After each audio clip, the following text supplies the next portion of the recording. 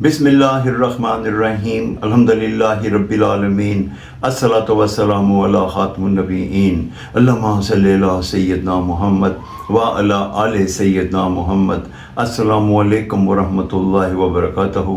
मेरी आज की हदीस सही बुखारी 2318 नंबर। नबी करीम हज़रत मोहम्मद सल्लल्लाहु अलैहि वसल्लम ने इरशाद फरमाया, तुम में से कोई नेकी नहीं पा सकता जब तक वो चीज़ अल्लाह की राह में ना दे जो वो अपने लिए सबसे ज़्यादा पसंद करता है।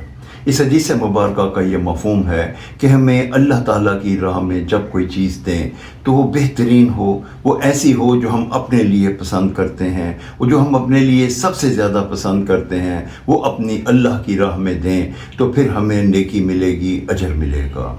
एक और हदीस मुबारक में नबी करीम हज़रत मोहम्मद सल्लल्लाहु अलैहि वसल्लम ने इरशाद फरमाया, किसी शख्स का ईमान कामिल नहीं हो सकता जब तक वो चीज़ अपने लिए जो पसंद करता है वही चीज़ अपने भाई के लिए पसंद ना करे। इन दोनों हदीसों से हमें इस चीज़ की आगाही होती है कि अल्लाह की राह में हमें बेहतरीन चीज़ देनी चाहिए। अल्लाह ताला हमें ऐसा करने की तौफीक अता फ़रमाए। आमीन या रब्बुल आलमीन। अस्सलामु अलैकुम व रहमतुल्लाहि व बरकातहू।